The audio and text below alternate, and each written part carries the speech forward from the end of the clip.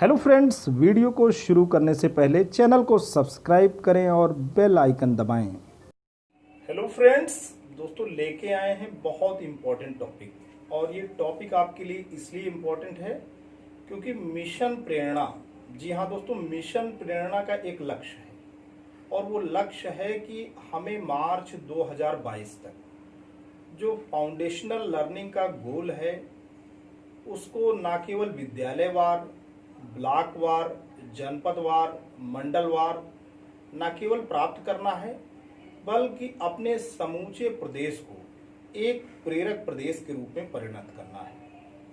तो उसी मिशन प्रेरणा के लक्ष्य की प्राप्ति हेतु शिक्षकों के सहायतार्थ 3 हस्त पुस्तिकाएं, 3 मॉड्यूल दोस्तों डेवलप हुए हैं। पहला मॉड्यूल आधारशिला है, दूसरा मॉड्यूल ध्यानाकर्षण है और तीसरा मॉड्यूल शिक्षण संग्रह या कंपेडियम है। लेकिन आप क्या जानते हैं, इन तीनों मॉड्यूल में सबसे महत्वपूर्ण मॉड्यूल कौन सा है? तीनों शिक्षकों के शिक्षण को बेहतर बनाने के तरीके हैं। लेकिन दोस्तों सबसे इम्पोर्टेंट और अटेंशन सीकिंग कौन है? IVRS कॉल गया था आपके पास और इंटीग्रेटेड वॉइस रिकॉर्ड सिस्टम से आपसे ये पूछा गया कि आप ध्यानाकर्षण मॉड्यूल से परिचित हैं। आखिर क्यों? आपका ध्यान क्यों आकर्षित किया गया? आपका ध्यान इसीलिए आकर्षित किया गया कि जब तक आप नहीं जानेंगे कि बच्चे के अंदर बच्चे की भूख कितनी है, आप उसकी भोजन की आवश्यकता का निर्धारण नहीं कर पाएंगे। बच्चे के भोजन की तीव्रता ही उसकी भोजन की आवश्यकता का निर्धारक होती है। ठीक उसी प्रकार से कोई भी डॉक्टर इलाज तभी करता है जब डायग्नोसिस कर लेता है। प्रॉपर डायग्नोसिस दोस्तों बहुत ही नेसेसरी है, बहुत ही एसेंशियल है। तो हम ध्यानाकर्षण मॉड्यूल के माध्यम से जो अपना असेसमेंट टूल बनाते हैं उसके माध्यम से सर्वप्रथम हम एक निदान करते हैं। निदान का मतलब हम पता करते हैं कि हमारे बच्चे अव्वल दर्जे के कौन से हैं, ए कैटेगरी के बच्चे कौन से हैं, और हमारे वे बच्चे कौन से हैं जो कि नीचे यानी बॉटम लाइन पे हैं, नीचे के पायदान पे हैं। तो हम जो प्रश्न पत्र फ्रेम करते हैं उसमें भी कुछ बातों का ध्यान रखते हैं।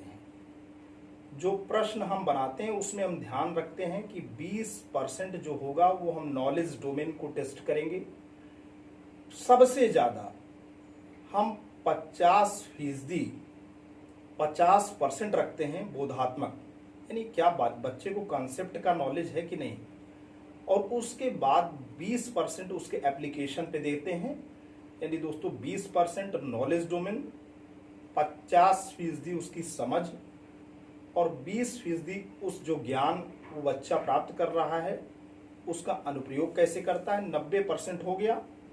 और 10% हम रेशनल क्वेश्चन रखते हैं, तर्कसंगत प्रश्न, तर्कात्मक प्रश्न कह सकते हैं।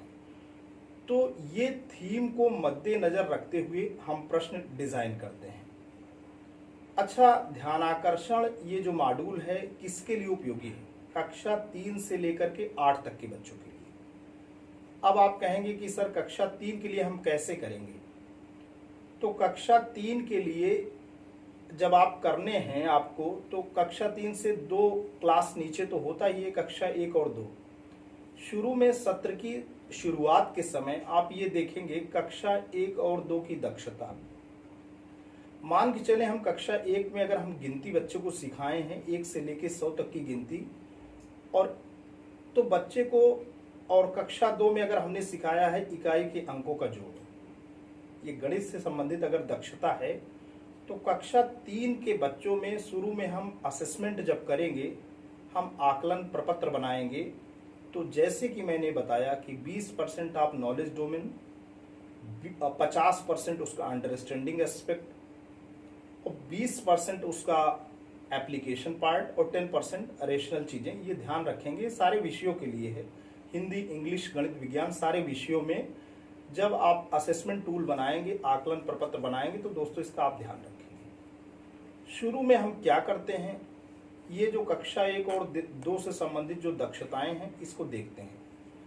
फिर हम ये देखते हैं कि जैसे कि कक्षा 1 से लेके 5 तक की अगर हम बात कर रहे हैं, तो कक्षा 1 से लेकर के 5 अगर हमें असेसमेंट टूल बनाना है तो हम उसमें 15 प्रश्न बनाएंगे, जिसमें से 10 प्रश्न आपके वस्तुनिष्ठ होंगे और उसके बाद 5 प्रश्न आत्मनिष्ठ होंगे। यानी 10 प्रश्न आपके ऑब्जेक्टिव होंगे, 5 प्रश्न सब्जेक्टिव होंगे और हर एक प्रश्न पे 3 अंक होगा।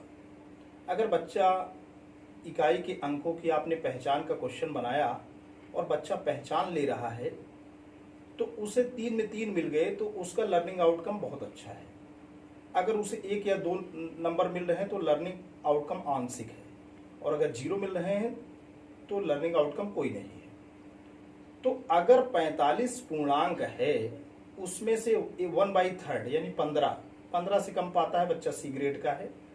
और उसके बाद अगर बच्चा आप देख रहे हैं दोस्तों कि 16 से 20 पाता है तो बी ग्रेड का है, और 21 से 45 के बीच में पाता है तो ए ग्रेड का है। ऐसे ही अगर हम मिडिल स्कूल का बनाएंगे कक्षा 6 से 8, तो हम ये देखेंगे कि 1/3 यानी 75 नंबर हुआ। 25 प्रश्न बनाएंगे, 20 प्रश्न उसमें ऑब्जेक्टिव, 5 प्रश्न सब्जेक्टिव, तो उसका 1/3 आप कर दीजिए। 75 का कितना हो जाएगा 25 से कम सी ग्रेड का। ऐसे इसमें 15 से कम सी ग्रेड, और बी ग्रेड उसमें है 26 से 34 और 35 से 75 ए ग्रेड। तो इस तरीके से ध्यानाकर्षण मॉड्यूल के माध्यम से आप ये जान जाएंगे कि हमारा बच्चे का जो अधिगम लेवल है वो किस कैटेगरी में है, ए कैटेगरी में है कि बी कैटेगरी में है कि सी कैटेगरी में। और आप हमेशा ध्यान रखिए कि ध्यानाकर्षण मॉड्यूल का जो इस्तेमाल है, जो प्रयोग है, खास तौर पे बी और सी कैटेगरी के बच्चों के ऊपर ही एप्लीकेबल है, क्योंकि इन्हीं को आवश्यकता है, क्योंकि इन्हीं को रेमेडियल टीचिंग की, इन्हीं को उपचारात्मक शिक्षण की जरूरत है। और वो जरूरत क्यों है? क्योंकि कक्षा 3 में जब आप कक्षा 3 के जो पाठ्यक्रम है, जो विषय हैं, वो कक्षा 1 और 2 से जरूर कठिन हो जाते हैं। तो कठिनता अगर कक्षा 3 का डायरेक्ट एक्सपोजर बच्चों के ऊपर देंगे तो अब पहले की दक्षता उनको कुछ नहीं मालूम, गिनती का ज्ञान नहीं है, इकाई के अंकों को जोड़ नहीं पाते, तो हासिल के अंकों को कैसे जोड़ लेंगे। तो शुरू में हम यही कोशिश करते हैं कि हम अपने असेसमेंट टूल के माध्यम से उन बच्चों की पहचान कर लें, और जिन बच्चों को हम पहचान कर लेते हैं उनके ऊपर हम रेमेडियल टीचिंग या उपचारात्मक शिक्षण दोस्तों करने लगते हैं। और आप कहेंगे कि सर कितने दिन का करते हैं? तो हम 50 दिन का करते हैं।